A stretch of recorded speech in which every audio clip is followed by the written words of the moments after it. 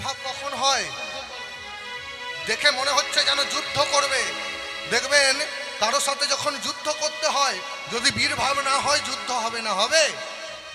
কিন্তু গৌর হরি বলে গেলেন, ওগো কলির যুগে মানুষের ভাবখানি কেমন হতে হবে জানো?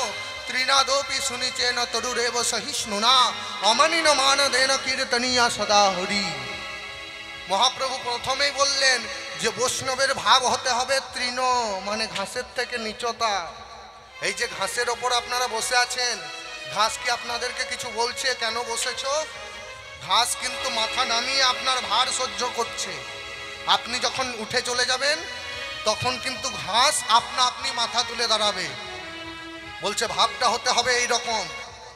কেউ যদি তোমায় আঘাত করে, কেউ যদি তোমায় কটু কথা বলে, তাহলে তোমার ভাবখানি নিচতা রাখতে হবে, শুনতে হবে। গুরুজন যদি তোমায় কিছু কথা বলে, তাহলে তোমায় ধান নামিয়ে শুনতে হবে। আমরা তা করি না। গাছের মতো সহ্য শক্তি রাখতে হবে। গাছের ডালপালা কেটে আনলে গাছ আমাদের কিছু বলে না, ওগো কেন? আমি তো তোমাদের ফল ফুল সব দিচ্ছি, ছায়া দিচ্ছি, বেঁচে থাকার জন্য অক্সিজেন দিচ্ছি, তবুও কেন ডালপালা কাটছো? গাছ কিন্তু প্রতিবাদ করে না। এই রকম মানুষকে সহ্য শক্তি রাখতে হবে। তরুরেব সহিষ্ণুনা অমানিন মান দেন, যার মান নেই, যার সম্মান নেই, তাকে মান করতে হবে, সম্মান দিতে হবে। তিনি বলে গেলেন যে কলিযুগে মানুষকে এমন ভাব হতে হবে, ঘাসের মতো নিচতে রাখতে হবে, গাছের মতো সহ্য শক্তি রাখতে হবে। কিন্তু সেই গৌর হরির ভাবখানি কেমন গো? আজ যেন বীর ভাব। অন্যান্য দিন হরিবল হরিবল বলতেন, আজকে বললেন না নাম বন্ধ করো। নাম বন্ধ করে বলছে কি গো? কালীদহ বলে ওরা ডাকে ঘনে ঘনে, বারবার কালীদহ বলে ডাকছে। ওই তো কালীদহ, ওই তো কালীয়না, কালীদহ বলছে। মাল সাটো মারি গোরা। ওমা মাল সাট কাকে বলে গো? মায়েরা জানবে না, বাবারা জানে। মাল সাট এখনকার বাবারা জানে না। হ্যাঁ ঠিক বলেছে, এখনকার বাবারা জানে না, আগেকার বাবারা জানে, দাদুরা জানে। কারণ দাদুরা যখন বাড়ি থেকে শ্বশুর বাড়ি যেত না, দেখবেন ধুতি পরে যেত না, আর সামনে কোচাটা দুলতো না, বেশ দুলিয়ে দুলিয়ে বাগিয়ে যেত। এই কোচাটার নাম কি গো? এই কোচাটার নাম হচ্ছে মাল কোচা। আচ্ছা এই কোচাটা যদি এমনি ভাবে ঝোলে, তাহলে যুদ্ধ করা যাবে? কি বলেন? যদি কোচা ঝোলে তাহলে যুদ্ধ করা যাবে না। তাই মাল সাটো মারি গোরা এইভাবে ধরেছে আর পেছনে খুশে নিয়েছে। আর ভাবখানি কেমন? আজ মালে সাটো আজ মারি গোরা।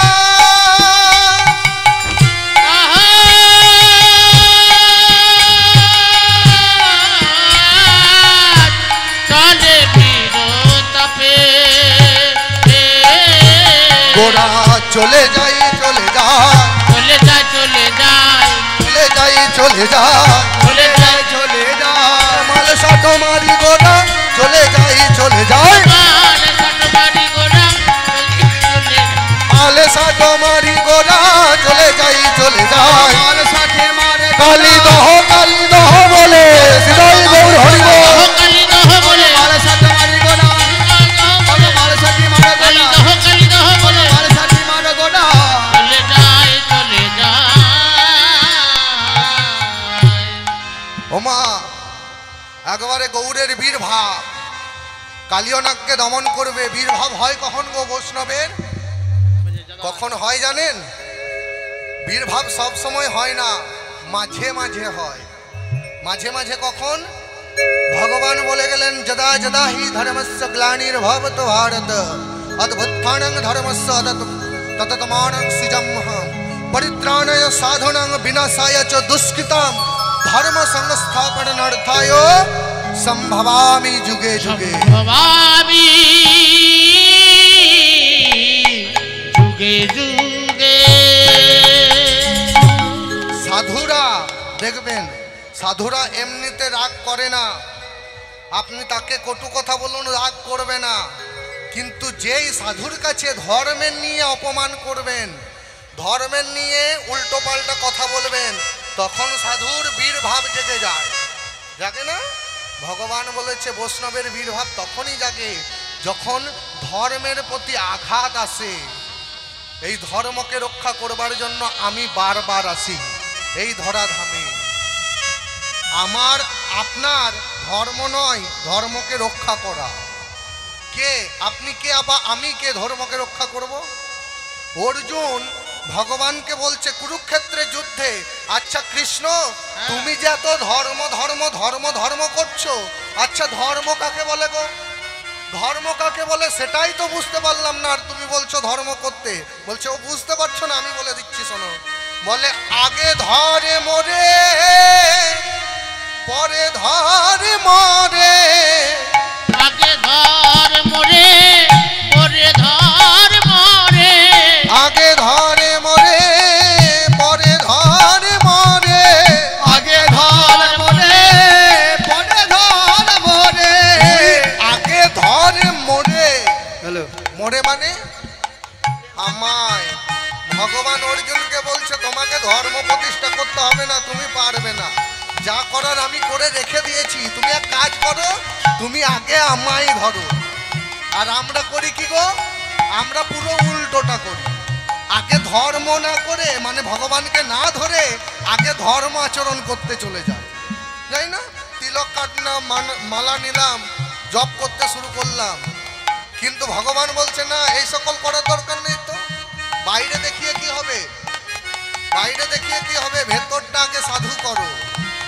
হ্যাঁ, ভেতর যদি ভালো না হয় তুমি বাইরে দেখিয়ে কি করবে? তাই ভগবান বলছে শোনো, এক কাজ করো অর্জুন, তোমাকে ধর্ম প্রতিষ্ঠা করতে হবে না, তুমি কি করবে জানো? বলি আগে ধরে মরে পরে ধরে মরে, আগে হৃদয় ধর গৌর হরি বল, হরি বল। পরে ধর মরে, তুই আগে ধরে মরে পরে ধরে মরে, আগে ধরে মরে পরে ধরে মরে। আগে ধর মরে পরে ধর মরে, ওরে হরি হরি হরি বলে, আগে ধর মরে পরে ধর মরে। হরি হরি হরি আগে ধর মরে পরে ধর মরে। হরি হরি হরি বলে, আগে ধর মরে পরে ধর মরে। হরি হরি হরি বলে, আগে ধর মরে পরে ধর মরে। আগে ধর মরে পরে ধর মরে। আগে ধর্ম করতে হবে। তা আগে ধর্ম মানে আগে ধরতে হবে, তারপর ধর্ম আচরণ করবে। বলছে রাঁধুনি হইবি হারি না ছুইবি, ব্যঞ্জন বাড়িবি তাই, পতঙ্গের জালে মতঙ্গ বাঁধিবি তবে সে মিলিবে তাই। মানে এটা বুঝতে পারলেন? বলছে রাঁধুনি হইবি হারি না ছুইবি। দেখবেন অনেকে আছে যেমন রান্না করে, যারা রাঁধুনি রান্না করছে বারবার এটা করলে হবে না। যারা পাকা রাঁধুনি তারা কিন্তু পরিমাণ মতো সব দিয়ে দেয়, তাই না? রাঁধুনি হইবি হাড়ি না ছুঁইবি, বারবার ছুঁয়ে দেখলে হবে না। হাড়িতে যদি মনটা থাকে তাহলে ভালো হবে, ভজন হবে, বারবার হাড়ির দিকে মনটা যাবে। হাড়ি না ছুঁইবি, রাঁধুনি হইবি হাড়ি না ছুঁইবি তবে সে রাধে, রাঁধুনি হইবি হাড়ি না ছুঁইবি ব্যঞ্জন বাড়িবি তাই। না ছুঁয়েই যদি ব্যঞ্জন বাড়তে পারিস তবেই তো পাবি ভগবানকে। পতঙ্গেরও জালে পতঙ্গ, পোকা মাকড়সা, মাকড়সারও জালে হাতিকে বাঁধিবি, মত্ত হাতি বাঁধা যাবে মাকড়সার জালে? যায় না? বলে যায়। বেঁধেছে কে জানেন? রাধারানী।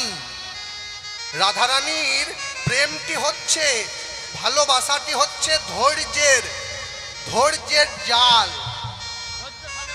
ধৈর্য হারা হলে হবে না। ওই যে জালটা হচ্ছে না ভগবানকে পাবার, ভগবানকে ভালোবাসার, ওই জালটা হচ্ছে পতঙ্গের জাল। আর কৃষ্ণ, কৃষ্ণ হচ্ছে মত্ত হাতি, যে ডাকবে তার কাছেই চলে যাবে। মত্ত হাতি পাগলের মতো এদিকে ওদিক ছোটাছুটি করবে। তাই তাকে যদি মানতে হয় তাহলে ধৈর্য ধরে মানতে হবে।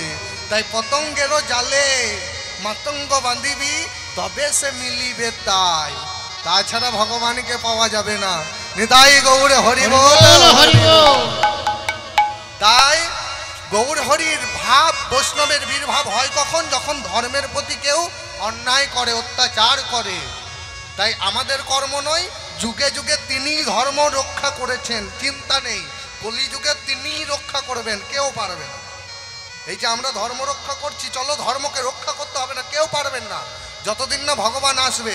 যার কর্ম সেই করবে, তুমি শুধু তাকে ধরো, তোমাকে ধর্ম রক্ষা করতে হবে না।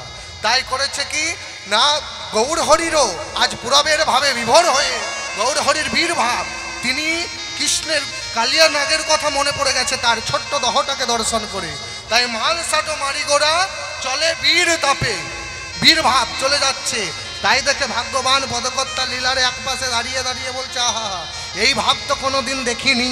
দিন পঞ্চানন কহে গৌরাঙ্গ চরিতে, দীন পঞ্চাননে কহে গৌরাঙ্গ চরিতে, পুরবেনে ভাবে গৌরাং পড়েছে মনেতে, করেছে মনেতে। রাধে। উপস্থিত শ্রী সমবেত ভক্তমণ্ডলী, আমার ভক্তিমতী মায়েরা, এতক্ষণ ছিলাম আমরা গৌরচন্দ্রিকায়, ছোট্ট করে গৌর হরির ভাব আস্বাদন করলাম। এবার আমরা লীলার মধ্যে প্রবেশ করি। রাধারানীর কৃপায় আমরা সকলে বৃন্দাবনে এলাম। বৃন্দাবনে ভজনের বা আস্বাদনের বিষয়বস্তু হচ্ছে কালীয় নাগ উদ্ধার। অনেকেই বলে কালীয় দমন, কালিয়া দমন, দমন মানে শেষ। আচ্ছা বলুন তো, কালীয় নাগ শেষ হয়ে গিয়েছিল? কি বলেন, কালীয় নাগ মারা গিয়েছিল? মারা যায়নি। তাহলে তিনি উদ্ধার হয়েছিলেন ভগবানের চরণ পেয়ে। ছিল হিংস্র, ছিল হিংস্র, হয়েছিল ভক্ত। আমরা সবাই হিংস্র, কামরূপ কালীয় আমাদের সবার কাছে আছে। এই কামরূপ কালীয় হচ্ছে হিংস্র। তাহলে একে যদি একে যদি বসে আনতে হয় তাহলে কি করতে হবে? ভগবানের চরণ লাভ করতে হবে। তা ভগবানের চরণ তো এখন পাওয়া যাবে না, সেই কর্ম আমরা এখনো করতে পারিনি। আর একে একে ধাপ পেরিয়ে পেরিয়ে যেতে হয়। সোজা ভগবানের কাছে কেউ যেতে পারবেন না, পাবেনও না। এখানে যতজন আছেন, আমরা যতই হরিবল ভগবানের ভজনা করি, কেউ কিন্তু ভগবানকে পাবো না, সোজা কথা। কেন পাবো না? কারণ আমরা ভগবানকে সব সময় আলাদা করি। আমাদের ঘর যেটা থাকবে, সবার ঘর সেটা আলাদা, আর ভগবানের ঘর কিন্তু বাইরে আলাদা, তাই না?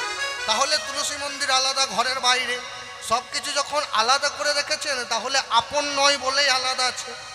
কি বলেন? আপন যদি হয়, নিজের ছেলেকে আপনি আলাদা ঘরে রাখতে পারবেন? ছোট্ট ছেলেকে, ছোট্ট গোপালকে? তাহলে আপনি নিজের ছেলেকে রাখতে পারছেন না, আর আপনি গোপালকে রেখে দিচ্ছেন আলাদা ঘরে। তাহলে সে আলাদা, সে পর। যতদিন পর ভাববেন, ততদিন এখানে যতজন আছেন বসে বসে যতই ভজনা করুন, কেউ কোনোদিন পাবেন না। ভগবানকে পেতে হলে নিজের করে নিতে হবে, নিজের ছেলে ভাবতে হবে, তবেই গোপালকে খাওয়াবেন। নিজের বন্ধু ভাবতে হবে, তবেই এঁঠো আমও দেওয়া যাবে। সুদামা দিয়েছিল এঁঠো ফল, আপনি দিতে পারবেন? কি বলেন? এখানে যতজন আছেন, একটা ফল এনে দিচ্ছি, আপনি কামড়ে খান, নিয়ে ভগবানকে দেন তো দেখি কার কত বড় সাহস। পারবেন না। কেন?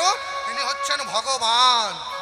আর এই যতদিন আপনারা ভগবান ভাববেন, ততদিন তিনি দূরেই থাকবেন। হরি বল। যদি নিজের ছেলে ভাবতে পারেন, না দেব তো কি ক্ষতি, সে তো আমার ছেলে, আমি আমার ছেলেকে এঁঠো খাওয়াবো, তাতে কার কি আসবে? সবরই খাওয়াইনি রামচন্দ্রকে কুল। তিনি যদি ভাবতেন ভগবান, তাহলে তো এঁঠো কুলগুলো খাওয়াতে পারতেন। আর আমরা ভেবে নিই যে পর, সেই জন্যই ভগবানকে পাওয়া যায় না। তাহলে আমাদেরও কামরূপ কালীয় হিংস্র, একে ভক্তে পরিণত করতে গেলে কি করতে হবে? ভগবানের চরণ লাগবে। ভগবানের চরণ তো পাওয়া যাবে না, এখন পেতে পারবো না। তাই গুরুর চরণ ধরতে হবে, ধাপে ধাপে এগোতে হবে। কারণ ভগবানকে কেমন করে খেতে দিতে হয় আপনি জানেন না। গুরুর কাছে শিখবেন, গুরু তার কাছে শিখবে, তার গুরু তার কাছে, তার গুরু তার কাছে। এইভাবে পরম্পরাভাবে সেবা যায়। আপনি যে শুধু থালাটা দিলেন, আপনার কোনো যোগ্যতা নেই ভগবানকে খাওয়ানো। ভগবানকে সেবা করাই কে? মা যশোদা, রাধা রানী, তারা কেমনভাবে সেবা করায় সেটা তো আমরা জানি না। যেহেতু জানি না সেহেতু আমরা পারবো না। তাই ভগবানকে তারাই সেবা করায়, তাদের চরণ আশ্রয় করতে হবে, তবেই ভগবানকে পাওয়া যাবে। নিতাই গৌর হরি বল, হরি বল, হরি বল। তাই কামরূপ কালিয়কে আমাদেরকে বশ করতে হবে, কালিয় নাগ উদ্ধার। এই লীলাটি আমরা আস্বাদন করব। আমরা 5টি প্রশ্ন রাখব, এই 5টি প্রশ্নের মধ্যেই লীলা আস্বাদন হবে। কি প্রথম প্রশ্ন হচ্ছে, ওমা মনে রাখবেন কিন্তু, প্রথম প্রশ্ন হচ্ছে কালিয় নাগ পূর্বজন্মে কে ছিলেন। দ্বিতীয় প্রশ্ন হচ্ছে কালিয় নাগ থাকতো কোথায়। তৃতীয় প্রশ্ন হচ্ছে কালিয় নাগের বিষের তেজ কতখানি। চতুর্থ প্রশ্ন হচ্ছে কালিয় নাগ কি এমন কুকর্ম করলো যে তাকে নাগ কুলে জন্ম নিতে হলো। পঞ্চম প্রশ্ন এবং শেষ প্রশ্ন, কালিয় নাগ কি এমন সুকর্ম করলো, ভালো কাজ করলো যে ভগবানের চরণ তিনি মস্তকে পেলেন। পুণ্য তো কিছু করতে হবে, শুধু শুধু তো ভগবানের চরণ পাওয়া যাবে না। 5টি প্রশ্ন কি বললাম। প্রথম প্রশ্ন কালিয় নাগ পূর্বজন্মে কে ছিলেন। দ্বিতীয় প্রশ্ন কালিয় নাগ থাকতো কোথায়। তৃতীয় প্রশ্ন কালিয় নাগের বিষের তেজ কতখানি। চতুর্থ প্রশ্ন কালিয় নাগ পূর্বজন্মে কে ছিলেন। পঞ্চম প্রশ্ন কালিয় নাগ কি এমন সুকর্ম করলো যে তাকে তার মস্তকে গোবিন্দ চরণ রাখলেন। তাহলে প্রথম প্রশ্ন আমরা উত্তরটা জেনে নিই। উত্তর, কালিয় নাগ পূর্বজন্মে ছিলেন চন্দ্রবংশীয় রাজা, নাম তার চন্দ্রধ্বজ। আর আগেকার দিনের রাজাদের একটা দেখবেন অভ্যাস বা স্বভাব যাই বলুন, তারা কিন্তু শিকার করতে ভালোবাসতেন, তাই না? বনে বনে দেখবেন রাজবাড়িগুলো ঘুরে ঘুরে দেখবেন বাঘের ছাল আছে, বাঘের মাথা, হরিণের মাথা টাঙানো আছে, মানে তারা শিকার করতে ভালোবাসতেন। চন্দ্রধ্বজ রাজাও তিনিও শিকার করতে ভালোবাসতেন। তিনি একদিন করেছে কি গো, সৈন্যগণকে সঙ্গে লয়ে চলে গেছে কোথায় না, এক বনে। বনে শিকার করবেন, মৃগ হরিণ শিকার করতে। ওমা হরিণ শিকার করতে চলে গেছে। হরিণ শিকার করতে করতে করতে করতে হয়েছে কি না, সন্ধ্যা ঘনিয়ে এসেছে। যেই সন্ধ্যা ঘনিয়ে এসেছে, রাজামশাই মনে মনে চিন্তা করলেন, না আজ শিকার হলো না, আজ আর বাড়ি যাব না, আজ আমরা এই বনেই থাকবো, পরের দিন আবার শিকার করে বাড়ি ফিরে যাব। আর মাগো, সেই বনেই ছিলেন এক মুনি। সেই মুনি মনে মনে চিন্তা করলেন, এই রাজাকে আমি পরীক্ষা করব। তাই করলো কি মা, রাজাকে পরীক্ষা করার জন্য, আপনারা সকলেই তাকে চেনেন, সেই মুনির নাম কি গো, সেই মুনির নাম হচ্ছে অগস্ত্য মুনি। তিনি মনে মনে চিন্তা করলেন, মহারাজকে আমি পরীক্ষা করব। তাই করলেন কি জানেন, পরীক্ষা করার জন্য একটা ছোট্ট কুটির নির্মাণ করলেন। কুটির নির্মাণ করে তিনি তার শরীরে গলিত কুষ্ঠ রোগ ধারণ করলেন। সারা শরীরে গলিত কুষ্ঠ রোগ, আঙুলগুলো বিকে যাচ্ছে, পুঁজ, রক্ত কিমি কিট কিলবিল কিলবিল করছে। তার শরীর থেকে এত দুর্গন্ধ বেরোচ্ছে, পচে গেলে কি হয় গো, দুর্গন্ধ হয় না, যেন শরীরটা একবারে পচে গেছে, এত দুর্গন্ধ বেরোচ্ছে, এত দুর্গন্ধ বেরোচ্ছে। ধীরে ধীরে সারা বন অতিষ্ঠ হয়ে রাজামশাই শয়নে আছে। যেই না নাসিকায় গন্ধটা গিয়েছে, রাজামশাই চিৎকার করে বলে উঠলেন, একি এত এত দুর্গন্ধ, এই দুর্গন্ধ তো ছিল না, এত দুর্গন্ধ এলো কোথা থেকে? সৈন্যগণ, এই যে যাও যাও দেখে এসো তো, দেখে এসো কোথাও কোনো কিন্তু মৃত জিনিস পড়ে আছে কিনা নেই। যদি কোনো মৃত জিনিস পড়ে থাকে, এক কাজ করবে, আমার নাস এই যেন বনের বাইরে ফেলে দেবে, যাও দেখে এসো কোথাও কোনো মৃত জিনিস পড়ে আছে না নেই। সৈন্যগণ বলল কি গো, মহারাজের কথা মতো খুঁজতে চলে গেল। খুঁজতে খুঁজতে দেখছে কি, এক মুনিবর রয়েছে, তার শরীরে গলিত কুষ্ঠ রোগ। সেটাকে দর্শন করে মহারাজের কাছে এসে বলছে, মুনিবর, কোথাও কোনো মৃত জিনিস, মহারাজ কোথাও কোনো কিছু মৃত জিনিস পড়ে নেই, কিন্তু কিন্তু ওই অদূরে একটা ছোট্ট কুটিরের মধ্যে রয়েছে এক সাধু, এক বৈষ্ণব, তার সারা শরীরে গলিত কুষ্ঠ রোগ, শরীরটা যেন পচে গেছে, তার শরীর থেকেই তো এত দুর্গন্ধ। ও এক কাজ করো, যাও যাও, সেই সাধুর পায়ে দড়ি বেঁধে টানতে টানতে নিয়ে গিয়ে বনের বাইরে ফেলে দাও, যাতে যাতে তার শরীরের দুর্গন্ধ আমার নাসিকার মধ্যে না আসে। যাও। সৈন্যগণ করলো কি গো? মহারাজের কথা মতো চলে গেল। আর এইদিকে সেই সাধু করছে কি মা, তার শরীরে যে কৃমি কীটগুলো রয়েছে না, পচে গেছে তো কৃমি কীট, আস্তে আস্তে একে একে খসে পড়ে যখন যাচ্ছে, সাধুর গুণ দেখুন। সাধু কি করছে? সাধু একে একে সেই পোকাগুলো তুলে আবার ক্ষতস্থানে রেখে দিচ্ছে। যেই না দেখেছে, সৈন্যগণ বলছে, আচ্ছা মুনিবর, আপনার কষ্ট হচ্ছে না? আপনার শরীর থেকে কৃমি কীটগুলো খসে খসে পড়ে যাচ্ছে, কৃমি কীটগুলো তো আপনাকে কামড় দিচ্ছে, আপনার ব্যথা লাগছে না? আপনি আবার তাদেরকে ক্ষতস্থানে রাখছেন। ও হ্যাঁ গো, তোমরা কি জানো না, যত্র জীব তত্র শিব। যেখানেই জীব সেখানেই শিব। জীবকে যে আশ্রয় ছাড়া করতে নেই গো। যেখানে জীব সেখানেই যদি শিব হয় মা। আচ্ছা, আমরা দেখবেন আমার ছেলেটা যেন পরীক্ষায় পাস করে, আমার ছেলেটা যদি পরীক্ষায় পাস করে, মা আমি কথা দিচ্ছি তোমাকে জোড়া পাঁঠা দেব, বলি না? আচ্ছা, ওই ছাগলের ভেতরে যদি যত্র জীব, মানে যেখানে জীব হয় সেখানে যদি শিব হয়, তাহলে ওই ছাগলটার ভেতরে শিব নেই?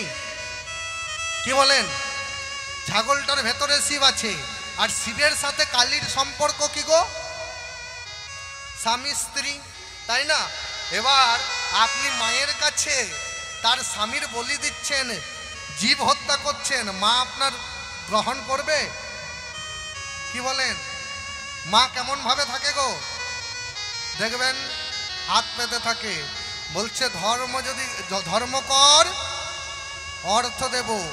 আর এই হাতে কি থাকে?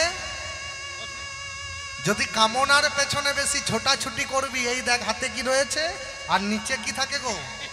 মুন্ডু। বলছে ধর্ম কর অর্থ পাবি, কামনার পেছনে ছোটাছুটি করলে একবারে মুন্ডু কেটে ঝুলিয়ে রেখে দেবো। নিতাই গৌর হরি বল। তাই ওগো, জীবকে যে আশ্রয় ছাড়া করতে নেই, যত্র জীব তত্র শিব। মনিবর, আপনি না হয় তাদেরকে ক্ষতস্থানে রাখছেন, কিন্তু এখন যে আপনাকে আশ্রয় ছাড়া হতে হবে। এ কি বলছো তোমরা? তোমরা কি দেখতে পাচ্ছ না আমার সারা শরীরে গলিত কুষ্ঠ রোগ? আমার তো আর আশ্রয় নেই, আমি কোথায় যাব? না, কোনো কথা শুনবো না। করল কি গো সৈন্যগণ? পায়ে দড়ি বেঁধে টানতে টানতে নিয়ে গিয়ে যেই বনের বাইরে ফেলতে যাবে, এমন সময় মুনিবর বলে উঠলেন, আমি তোমাদের অভিশাপ দেব। বলছে দাঁড়ান মুনিবর, অভিশাপ যদি দিতে হয় না আমাকে নয়, আমাদেরকে নয়, অভিশাপ যদি দিতে হয় মহারাজকে দিন, কারণ তার আদেশ আমরা পালন করছি। তার কথা যদি না শুনি আমাদের গর্দান যাবে, প্রাণে মারা যাব। ঠিক বলেছো, ঠিক বলেছো, আমি তোমাদের মহারাজকে অভিশাপ দিলাম, তার যেন আমার মতো দশা হয়, তার যেন আমার মতো দশা হয়, তার যেন আমার মতো দশা হয়। মহারাজকে অভিশাপ দিল। ও মা, মহারাজ অভিশাপ পেল, ফিরে এলো বাড়ি। দিনের একে একে দিন যায়, সপ্তাহ যাচ্ছে, মহারাজের গলির কুষ্ঠ রোগের চিহ্ন দেখা দিয়েছে। মাগো, যতই মাস যাচ্ছে গলিত কুষ্ঠ রোগ বেড়ে যাচ্ছে। এত সুন্দর মহারাজের চেহারা, এত সুন্দর হাত, ধীরে ধীরে হলো কি গো? কুষ্ঠ রোগ ধীরে ধীরে বিকে যাচ্ছে। গলিত কুষ্ঠ রোগ যন্ত্রণায় ছটফট করছে, চিৎকার করে বলছে, ওগো ওগো, কেউ কি নেই, কেউ কি নেই, আমি আর পাচ্ছি না, আমি আর পাচ্ছি না, আমায় আমায় একটু সাহায্য করো, কেউ কি নেই, আমার এই যন্ত্রণা কিসে ভালো হবে, বলে দাও, বলে দাও। এমন সময় নারদ মুনি এসে বললেন, মহারাজ আমি বলে দিচ্ছি, আপনার একটা সরোবর আছে, সেই সরোবরটির নাম হচ্ছে মানস সরোবর। সেই সরোবরে এক রাজহংসী বিচরণ করছে, তাদের মাংস যদি ভক্ষণ করতে পারেন আপনার ভালো হয়ে যাবে কুষ্ঠরোগ। মহারাজ সৈন্যগণদের বলল, যাও আর দেরি করো না, আমি যে আর থাকতে পারছি না, যাও ধরে এনো রাজহংস রাজহংসীকে। ধরে আনলেন। ওমা যেই তাদেরকে প্রাণে হত্যা করতে যাবে, দৈববাণী শোনা গেল, মহারাজ আপনি যদি ওই রাজহংস রাজহংসীর মাংস ভক্ষণ করেন, আপনার কুষ্ঠ রোগ ভালো হবে না। আপনি যার চরণে অপরাধী, তার কাছে ক্ষমা ভিক্ষা চান, সে যদি আপনাকে ক্ষমা করে দেয় তবেই আপনার কুষ্ঠ রোগ ভালো হবে, নচেত আপনার কুষ্ঠ রোগ ভালো হবে।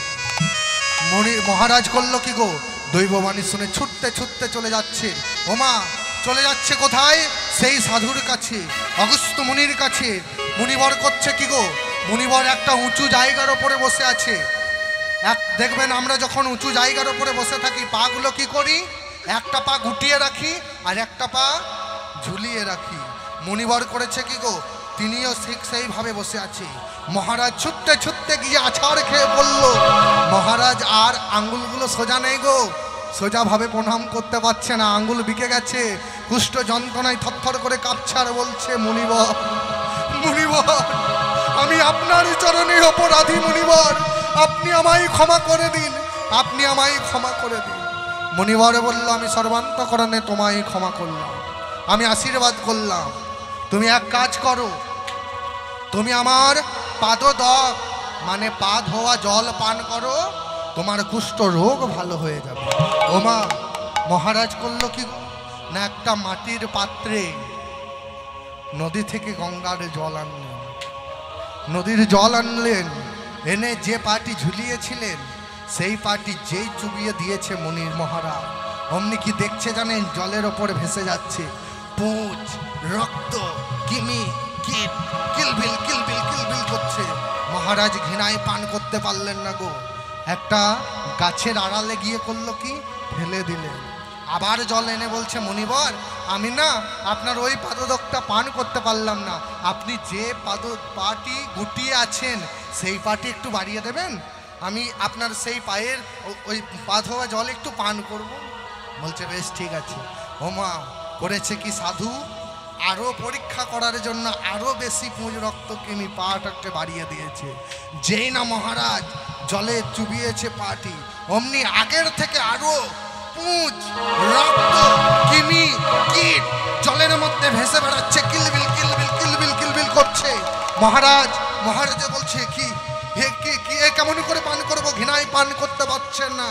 করলো কি গো, একটা গাছের অন্তরালে, গাছের আড়ালে গিয়ে মনে মনে চিন্তা করছে, ভগবান তো বলেছে ঘ্রাণেন অর্ধ ভজনং, মানে নাসিকায় ঘ্রাণ নিলে শুঙে দেখলে কি হয়, অর্ধেক সেবা হয়ে যায়। দেখবেন মায়েরা, আপনারা যখন পুজো নিয়ে ভগবানের কাছে যান, পূজার ডালি লয়ে আপনারা ওপরে ঢাকা দেন না বস্ত্র, কেন?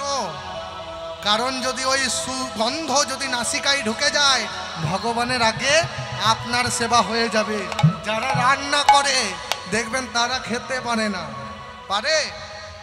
তারা কিন্তু খেতে পারে না, কেন?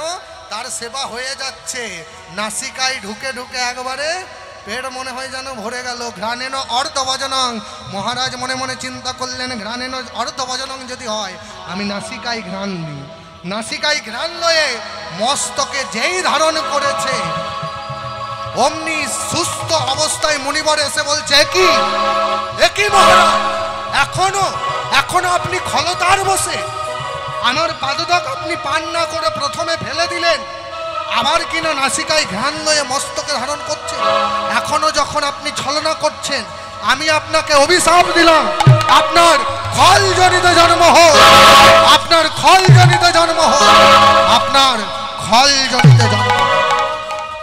চন্দ্রবংশীয় রাজা তাকে অভিশাপ দিলেন যে আপনার যেন খলজনিত জন্ম হোক, আবার আশীর্বাদও দিলেন, আপনি যখন আমার পাদদক পান না করে মস্তকে ধারণ করলেন, মাথায় তুলে নিলেন, আমি আপনাকে আশীর্বাদও করলাম। যে পাদদক আপনি মস্তকে তুলে নিয়েছেন, যে মস্তকে তুলেছেন, আশীর্বাদ করলাম, একদিন সেই মস্তকে আমার গোবিন্দ নৃত্য করবে। যেই না এই কথা বলেছে, মহারাজ কাঁদতে কাঁদতে বলছে, বলুনে সেই দিনই আমারে কবে হবে, যেদিনই আমারে গোবিন্দ মস্তকে নৃত্য করিবে। নিত্য করিবে। যবে হবে তোমার সাধনে পূরণ, সেই দিন গোবিন্দ নৃত্য করবে। তাই চন্দ্রবংশীয় রাজা তিনি অভিশাপ পেয়ে আজকের কালিয়নাগ। তাহলে প্রথম প্রশ্নের উত্তর পাওয়া গেল। প্রথম প্রশ্ন, কালিয়নাগ কে ছিলেন গো? চন্দ্রবংশীয় রাজা, নাম তার চন্দ্রধ্বজ। এবার দ্বিতীয় প্রশ্ন কি ছিল? এতগুলো কথা বলার পরে কি আর মনে থাকে? এত আর মনে থাকে? দ্বিতীয় প্রশ্ন ছিল কালিয়নাগ থাকতো কোথায়? কালিয়নাগ প্রথমে থাকতেন রম্মক দ্বীপে। সেখানে গরুরের ভয়ে ভীত হয়ে আজকে এসে পৌঁছেছে কোথায় না কালীদহে। গরুরের ভয়ে ভীত কেন? কালিয়নাগের বিপদ হচ্ছে গরুর পাখি, কারণ গ্রাস করে নেবে, খেয়ে নেবে, তাই সেই জন্য চলে এসেছে কালীদহে। তাই আজ এসে, তাহলে দ্বিতীয় প্রশ্নের উত্তর হচ্ছে কালিয়নাগ প্রথমে থাকতো রম্মক দ্বীপে, আজকে এসে পৌঁছেছে কোথায়? বিপদ যেন না পৌঁছায় সেই জন্য কালীদহে। নিরাপদ বলে। নিরাপদ হলো কি করে সেটা একটু পরে জানছি, এখন শুনিনি একটু গানটা। কালিন্দির এক দহে কালিনাগ রহে তাহে। কালিন্দির এক দহে কালিনাগ রহে তাহে। কালিন্দির এক দহে। আরে কালিন্দির এক দহে। কালিন্দির এক দহে। কালিন্দির এক দহে। কালিন্দির এক দহে। কালিন্দির এক দহে কালিনাগ রহে তাহে। ও গো গরুরের ভয়ে ভীত হইয়া আমরিবে। গরুরের ভয়ে ভীত হইয়া। কালিন্দির এক দহে কালীনাগ রহে তাহে। কালিন্দির এক দহে কালিনাগ রহে তাহে। কালিন্দির এক দহে কালীনাগ রহে তাহে। কালিন্দির এক দহে কালীনাগ রহে তাহে। আরে গরুরের ভয়ে ভীত হইয়া। গরুরের ভয়ে ভীত হইয়া। গরুরের ভয়ে ভীত হইয়া। আর গরুরের ভয়ে ভীত হইয়া। ওমা, কালিয়নাগ যমুনা এই কালীদহে এসে বাস করেছে কেন না গরুরের ভয়ে ভীত হয়ে। কারণ কি? গরুর কালিয়নাগ নাগ দেখলে তারা ভক্ষণ করে নেয়, কালিয়নাগকেও সে ভক্ষণ করে নেবে, খেয়ে নেবে, সেই জন্য গরুরের ভয়ে ভীত হয়ে আছে কোথায়? কালীদহে। কালীদহে কেন রইল? এত তো দহ রয়েছে আরো অনেক, কিন্তু কালীদহে কেন রইল? কারণ নিরাপদ বলে। নিরাপদ কাকে বলে গো? যেখানে ঘন ঘন বিপদ হয়। যেখানে বারবার বিপদ হয় নয়, আচ্ছা, যেখানে বিপদ পৌঁছাতে পারে না সেটাই হচ্ছে নিরাপদ। তাহলে কালিয়নাগের বিপদ গরুর এইখানটা কেন নিরাপদ হলো? কারণ আছে। কারণটা কি? কারণটা হচ্ছে একদিন গরুর পাখি আকাশে উড়ে যাচ্ছে গো শিকার করবার জন্য। সারাদিন কিছু খাওয়া হয়নি তো, অনেক ঘোরাঘুরি করেছি, কোথাও আহার পাইনি, উড়তে উড়তে উড়তে উড়তে উড়তে চলে এলো কোথায়? কালীদহে। ওই যে কদম গাছটি আছে, ওই কদম গাছের ডালের ওপর বসে আছে। বসে বসে মনে মনে চিন্তা করছে, এখনো সেই সকাল থেকে বেরিয়েছি এখনো কিছু পেলো না, পেটে পড়লো না। হঠাৎ দেখতে দেখতে ওপরে চাইলে হয় না, নিচের দিকে দেখতে হয় গো। যেই না নিচে চেয়েছে অমনি কি দেখছে গো? এক মুনি জলের নিচে ধ্যান করছে। আপনারা সকলেই তাকে চেনেন। সেই মুনির নাম হচ্ছে সৌহুরি মুনি। তিনি জলের নিচে ধ্যান করছে, আর তাকে ঘিরে ঘিরে গোল করে ঘিরে একটা বেশ মোটা সোটা হেষ্টপুষ্ট শোল মাছ খেলা করছে তার বাচ্চাগুলোকে লয়ে। এমন সময় গরুর পক্ষী মনে মনে চিন্তা করলেন, কোনো রকম যদি ওই শোল মাছটাকে যদি ধরতে পারি তাহলে আমার পেটটা ভরবে। তাই করলো কি গো? যেই না শোল মাছটা একটু ওপর দিকে উঠে এসেছে অমনি ছৌ মেরে এসে গরুর পক্ষী তুলে নিয়ে গিয়ে করেছে কি ওই কদম গাছের ডালের ওপর ভক্ষণ করছে, ছিঁড়ে ছিঁড়ে খাচ্ছে। যখন ছিঁড়ে ছিঁড়ে খাচ্ছে শোল মাছের ছানাগুলো কানতে কানতে মুনিবরকে বলছে, মুনিবর আমরা তো কোনোদিন কোনো অপরাধ করি না, কোনো অপরাধ করি না, আমরা তো আমার মায়ের সঙ্গ করে আমরা তো আপনার ঘিরে ঘিরে খেলা খেলতাম, তবে কোন অপরাধে কোন অপরাধে ওই গরুর পক্ষী আমাদের মাকে ভক্ষণ করেছে, ছিঁড়ে ছিঁড়ে খাচ্ছে। যেই না এই কথা বলেছে অমনি মুনিবরের ধ্যান ভেঙে গেল।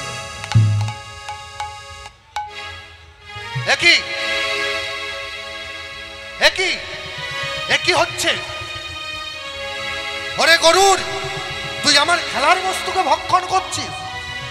হ্যাঁ রে, সে তার বাচ্চাদেরকে লয়ে খেলা খেলছিল, তুই আমার খেলার বস্তুকে ভক্ষণ করছিস। আমি তোকে অভিশাপ দিলাম, তুই ত্রিভুবন জয়ী হলেও আর যদি কোনোদিন এই কালীদহে ভুল করে আসিস সেই দিন তোর মৃত্যু হবে, সেই দিনই তোর মৃত্যু হবে, সেই দিনই তোর মৃত্যু হবে।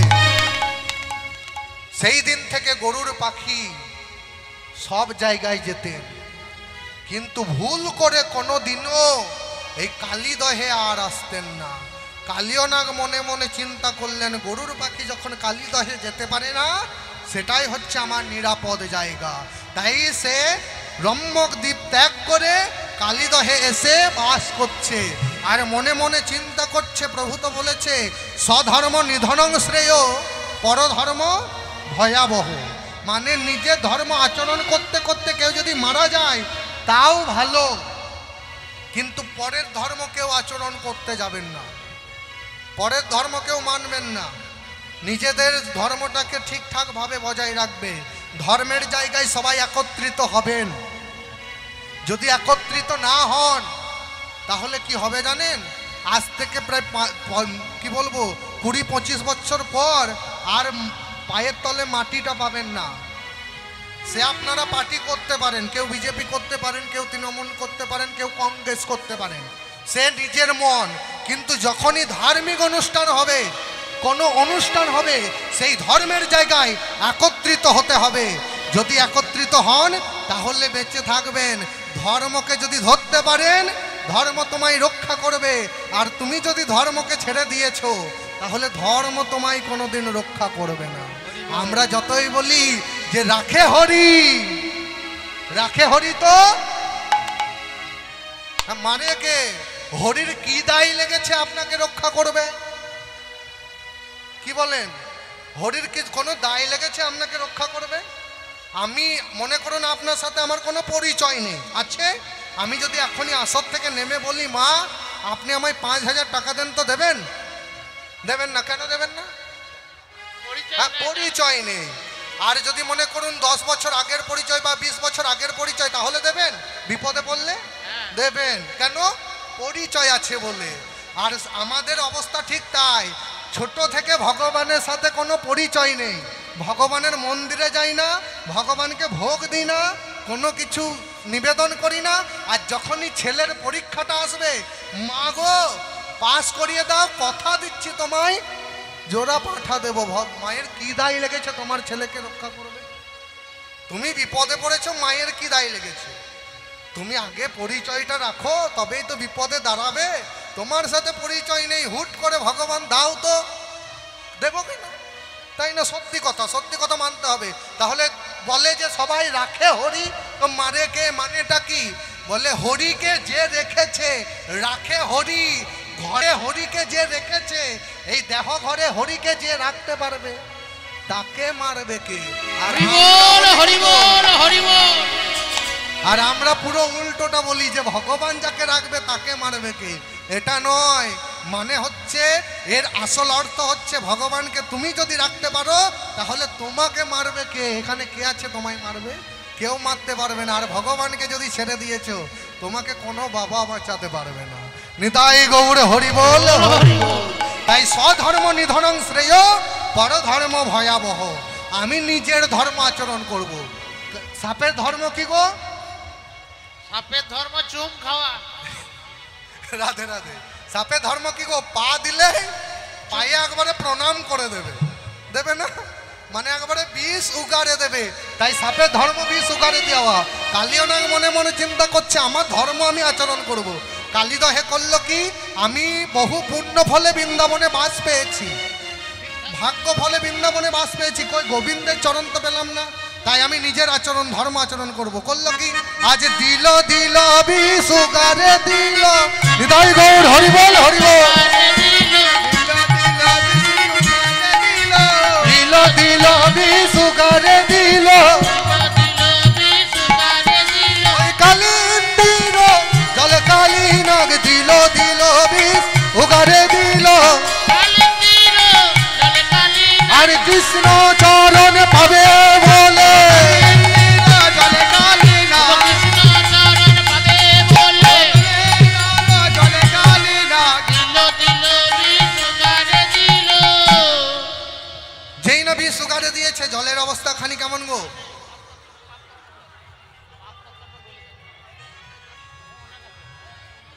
ওমা, যেই না বিষ উগারে দিয়েছে অমনি হয়েছে কি গো? জলের অবস্থা খানি কেমন গো? আজ বিষয় থলিছে জলে, কোন প্রাণী যদি যায় কুলে। বিষয় থলিছে জলে, প্রাণী যদি যায় কুলে। বিষয় থলিছে জলে, প্রাণী যদি যায় কুলে। বিষয় থলিছে জলে, প্রাণী যদি যায় কুলে। আর জলের বাতাস পাইয়া মরে, তারা বাঁচে না। হৃদয় গৌর হরি বল হরি বল। জলের বাতাস পেয়ে মরে, তারা বাঁচে না। জলের বাতাস পেয়ে মরে। তরু গুলমলতা যত, তরু গুলমলতা যত মরিয়াছে শত শত।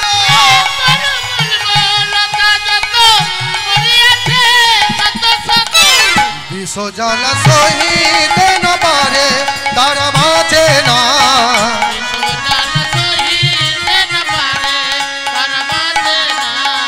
বিসর্জন সহিতে না পারে, পারে। ওমা, কালিয়নাগের বিষের তেজ কেমন গো? বিষয় উত্থ যেই না জলের মধ্যে বিষটা উকারে দিয়েছে, অমনি জলটা টকবক টকবক টকবক টকবক করে ফুটছে। বিষয় উত্থ লিছে জলে, কোনো প্রাণী যদি যায় কুলে, তার কুলে যদি কোনো পশু পাখি যাচ্ছে না, জলেরও বাতাস পাইয়া মরে। তরু গুল্ম লতা যত, তরু গাছ গুল্ম লতা পাতা যত রয়েছে, দেখবেন আগুনে কি হয় গো? আগুনে সব পুড়ে যায়। কালিয়নাগের এত বিষের তেজ, সব পুড়ে যাচ্ছে। তরুগুল্ম লতা যত মরিয়া সব পুড়ে যাচ্ছে। আজ জলেরও বাতাস পাইয়া মরে, কেউ কিন্তু বেঁচে নেই। আর অবস্থাখানি কেমন? যেই না উগারে দিয়েছে কালিয়নাগের এত বিষের তেজ। আমার তৃতীয় প্রশ্ন কি ছিল গো?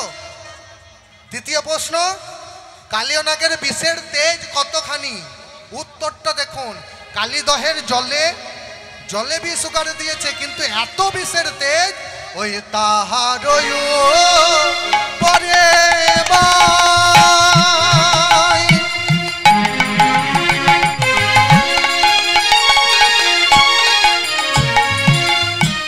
পাখি যদি উড়ে যায়, তাহার উপরে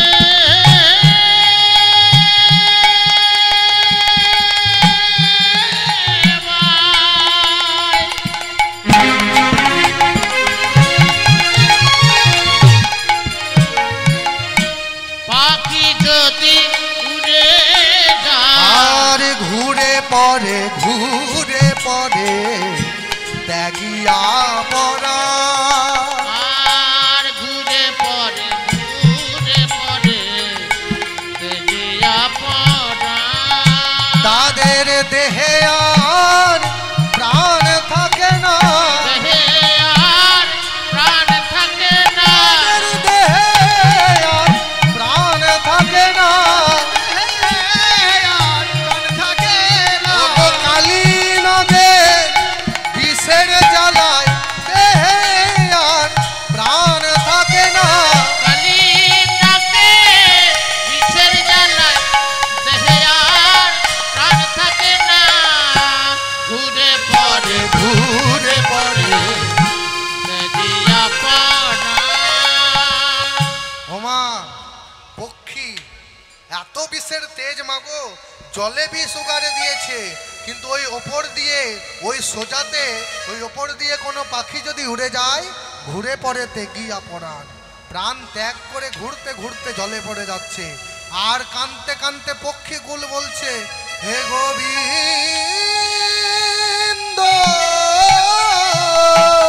হে গোবিন্দ, আমরা তো কোনোদিন কোনো অপরাধ করি না, কোন অপরাধ করি নাই, আমরা বৃন্দাবনে বাস করে বৃন্দাবনে বাস করে গাছের ফল ভক্ষণ করে নদীর জলে পান করে ক্ষুধা তৃষ্ণা নিবারণ করে আছি। ক্ষুধা তৃষ্ণা নিবারণ করে আছি, তবে কোন অপরাধে আমাদের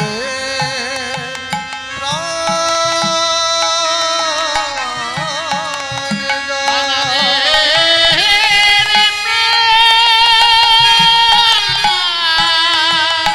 প্রাণ যায়। হে গোবিন্দ, আমরা আমরা তো কারো কোনো ক্ষতি করিনি গোবিন্দ, আমরা এই বৃন্দাবনে বাস পেয়ে নদীর জল পান করি, গাছের ফল ভক্ষণ করি, ক্ষুধা তৃষ্ণা নিবারণ করি প্রভু। তবে কোন অপরাধ, এমন কি অপরাধ করলাম যে এমন ভাবে জ্বলে জ্বলে মরতে হচ্ছে? ওমা ভগবান সব সহ্য করতে পারে মাগো, ভগবান কোনোদিন ভক্তের কান্না আর ভক্তের অহংকার সহ্য করতে পারে না, ভক্তের অহংকার কোনোদিন সহ্য করে না, আর ভক্তের চোখের জল কোনোদিন ভগবান সইতে পারে না। যখন কাঁদছে পক্ষীকুল, ভগবান চমকে উঠলেন, কি কে কে কে আমার এই সুখময় বৃন্দাবনে আমার ভক্তকে কাঁদায়? যে আমার ভক্তকে কাঁদায় আমি কি করব জানো? আমি তারে রাখবো না রে, আমি তারে জয় গৌর হরি বল হরি বল। আমি তারে রাখবো না রে, আমি তারে রাখব না রে, যে জন আমার ভক্ত কাঁদায় আমি তারে রাখবো না রে। জন আমার ভক্ত কাঁদায় আমি তারে রাখব না রে। কে কে আমার ভক্তকে কাঁদায়? আমি সব সহ্য করতে পারি, কিন্তু ভক্তের ব্যথা সইতে নারী, ভক্তের ব্যথা সইতে নারী, ভক্তের ব্যথা সইতে নারী, বাজে আমার প্রাণে বাজে ভক্তের ব্যথা সইতে নারী। বাজে আমার প্রাণে বাজে, ভক্তার ধীর গোবিন্দ বলে, জয় গৌর হরি বল হরি বল। ভক্তাধীন গোবিন্দ বলে, আমার প্রাণে বাজে ভক্তাধীন গোবিন্দ বলে, ভক্তের ব্যথা সইতে নারে। ওমা সব সহ্য করতে পারি, কিন্তু কেউ যদি ভক্তকে কাঁদায় তাহলে কি ভগবান সহ্য করতে পারে গো? ভগবান ধ্যান করে জানতে পারলেন কি কে কে আমার ভক্তকে কাঁদায়? ও কালিয়নাগ, তুমি তুমি আমার সুখময় বৃন্দাবনে আমার ভক্তকে কাঁদাচ্ছ। হোক রজনী প্রভাত, রজনী প্রভাত হলেই আমি তোমাকে বৃন্দাবন ছাড়া করব। তাই করেছে কি গো না, রজনী প্রভাত হতেই মাকে ডাকছে, মা আমায় সাজিয়ে দে, আমায় গোষ্ঠে যেতে হবে। তাই মা যশোদা আমার গোপালকে সাজিয়ে সাজিয়ে দিচ্ছে।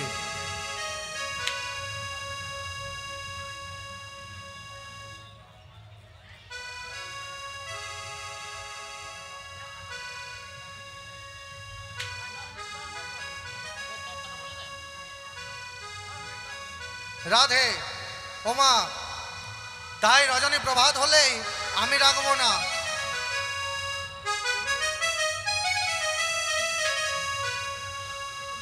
কালিয়ানাথ তিনি অন্যায় করলেন, অপরাধ করলেন, ভক্তকে কাঁদালেন। যারা হরিবাসরে এসে ভক্তকে কাঁদায় তাদেরকে কিন্তু ভগবান ভালোবাসে না।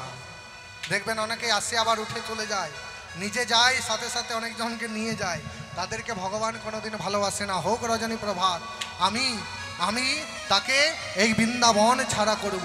কালিয়ানাথের অপরাধ হয়ে গেল ভক্তকে কাঁদানো।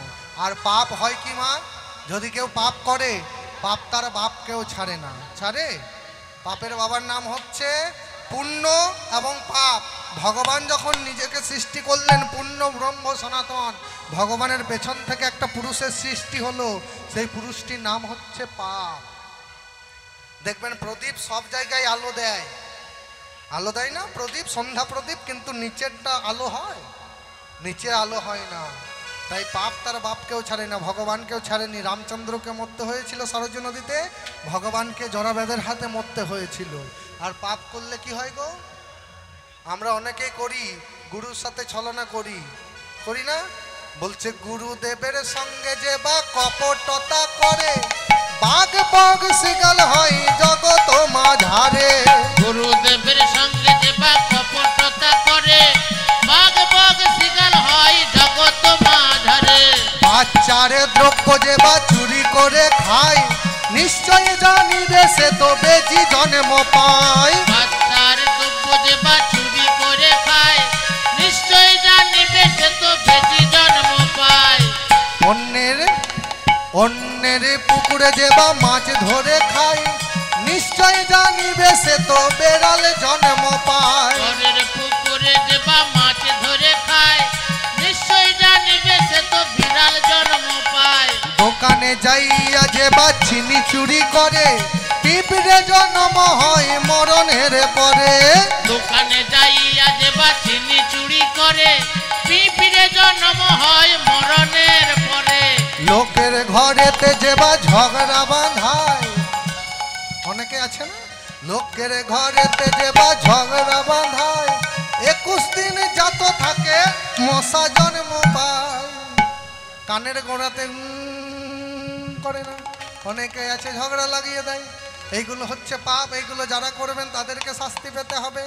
আরো কি বলছে দেখুন, শ্বশুর শাশুড়ির সাথে বললো না, ওই তত্ত্বগুলো না বলাই ভালো। বলবো শাশুড়ি মা ঘান নাড়াচ্ছে, ঝগড়া লাগবে, বললো না। বলে শ্বশুর শাশুড়ির সাথে যে বা ঝগড়া করে, শালিক পাখি হতে হয় মরণের পরে। শ্বশুর শাশুড়ির সঙ্গে যে বা ঝগড়া করে, শালিক পাখি হতে হয় মরণের পরে। যেসব বৌমা শ্বশুর শাশুড়ির সাথে ঝগড়া করে সব সময়, বলে হ্যাঁ রে তোকে খালাম এই জন্য। এই যে বলছি বৌমারা শুধু শাশুড়ির সঙ্গে ঝগড়া করে কেন? শাশুড়িরা বৌমাদের সঙ্গে ঝগড়া করে না? করে। হ্যাঁ, তাহলে বউয়ের সাথে যদি কেউ, বৌমার সাথে যদি কেউ ঝগড়া করে কি হবে গো? কি হবে? বলে বউয়ের পেছনে যে বা কুটুর কুটুর করে। অনেকে আছে না, কুট করে লেগে গেল।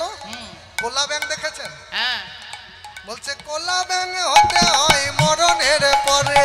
বইয়ের পেছনে যে বা কুটুর কুটুর করে, কোলা ব্যাং হতে হয় মরণের পরে। ওমা কোলা ব্যাং কোথায় থাকে গো? ওই যে ঘরের হাড়ার নিচে, ডাকে না তলে? ড্রামের তলে ডাকে না? আর যখন আপনি খুঁজতে যাবেন আর খুঁজে পাওয়া যায়? যায় না। দেখবেন কিছু কিছু শ্বশুর শাশুড়ি আছে, ছেলে বাড়িতে নেই, ওই ব্যাঙের মতো ডাকতে শুরু করলো, মানে বইয়ের পেছনে লেগে গেল। আর যেই ছেলে এসে ঘরে দোষটা ধরতে যাবে, কার দোষ দেখি? হ্যাঁ রে তুই আমায় চিনিস না, তোকে আমি ছোট থেকে বড় করলাম রে, আর তুই আমাকে সন্দেহ করছিস। একবারে ব্যাঙের মতো চুপ হয়ে যাবে, আর খুঁজে পাবে না। বলছে খুব সাবধান, এই পাপ তত্ত্বগুলো কে কাকে বলছে গো? শুনিয়া এই পাপের তত্ত্ব মনে রেখো ভাই, 100 পাপ পূর্ণ হলে পাটি ভেঙে যায়। শুনিয়া এই পাপের তত্ত্ব মনে রেখো ভাই, 100 পাপ পূর্ণ হলে তার পাটি ভেঙে যায়। শতেক পাপ পদং নাস্তি সহস্রবাক বর্ধক, অযুতে বুধিরাশ্চৈব লক্ষান্তে চক্ষু ঘাতক। বানকোটি অপুত্র নং সহস্র কোটি বজ্রঘাতং, অপরে কুষ্ঠমে বচ ব্রহ্মণারদ সংবাদ দস্যু রত্নাকর। এইটা আর ভাঙার সময় নেই, পরবর্তী সম্প্রদায় চলে এসেছে। তাহলে এই যে পদে পদে পাপ করে চলেছি, পাপ থেকে মুক্তি পাবার উপায় নেই? উপায় আছে, আর উপায় বলার সময় নেই। যদি কোনোদিন ডাকেন তাহলে উপায়টা গ্রামে গিয়ে বলে আসবো, এখনকার মতো এখানেই রাখবো।